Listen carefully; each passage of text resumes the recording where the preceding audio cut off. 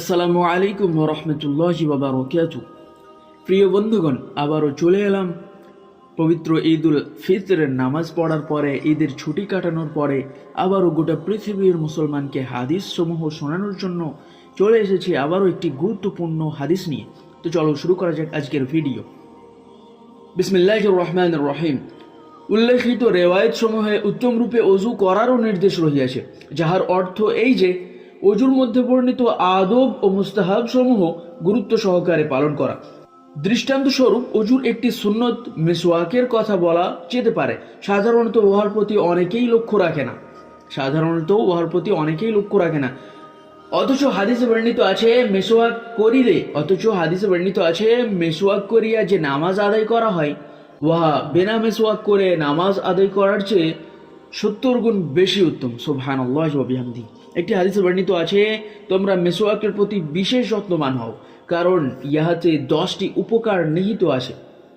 হাদিসে বর্ণিত আছে যে মেসওয়াকের প্রতি যত্নবান হও, কারণ উহাতে 10টি উপকার নিহিত আছে। তো সেই 10টি উপকার কি কি আজকে জেনে নেব। 1 নম্বর, মুখ পরিষ্কার থাকে। মেসওয়াক করলে কি হয়? 1 নম্বর, মুখ পরিষ্কার থাকে। 2 নম্বর, আল্লাহর সন্তুষ্টির কারণ। 3 নম্বর, শয়তানকে ক্রোধান্বিত করে। 4 নম্বর, আল্লাহ তাআলা এবং তাদের ফেরেশতাগণ মেসওয়াককারীকে ভালোবাসেন। 5 নম্বর, দাঁতের মাড়িকে শক্ত করে। 6 নম্বর, কফ দূর করে। 7 নম্বর, মুখে সুগন্ধি আনয়ন করে। 8 নম্বর, পিত্তকে ভালো রাখে। 9 নম্বর, দৃষ্টিশক্তি বৃদ্ধি করে। 10 নম্বর, মুখের দুর্গন্ধ দূর করে। তদুপরি সবচেয়ে বড় কথা এই যে মেসওয়াক করা সুন্নত।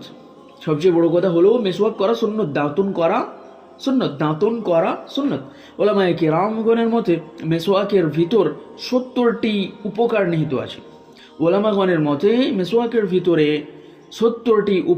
নিহিত আছে। তন্মধ্যে একটি এই যে মৃত্যুকালে কালেমা পড়া নসিব হয়। মেসওয়াক করলে আল্লাহ পাক চাইলে আমরা যখন মৃত্যুবরণ করব তখন কালেমা নসিব হবে ইনশাআল্লাহ। পক্ষান্তরে আফিম খাওয়ার মধ্যে 70টি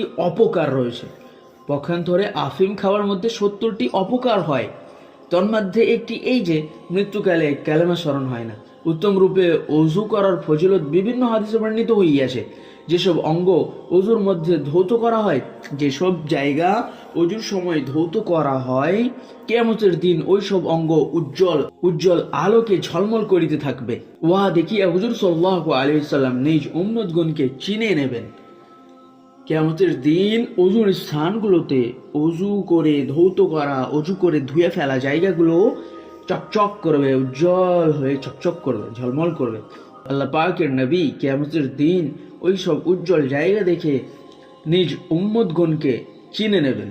আল্লাহ পাক আমাদেরকে অজু করে জীবনের সমস্ত গুনাহ মাফ করে কিয়ামতের দিন যেন আমাদের এই শরীরের অঙ্গ যেন উজ্জ্বল করে আমাদের প্রিয় নবীকে যেন আমরা চেনাতে পারি। আমাদের এই উজ্জ্বলতা দেখে যেন আমাদের হুজুর আকরাম সাল্লাল্লাহু আলাইহি ওয়াসাল্লাম যেন আমাদেরকে চিনে নিতে পারেন। আল্লাহ পাক সেই তৌফিক আমাদেরকে দান করুন, আমিন। এবং মেসওয়াকের যে উপকার আছে সেই উপকার হাসিল করার তৌফিক দান করুন, আমিন। আজকে এই পর্যন্তই। আসসালামু আলাইকুম।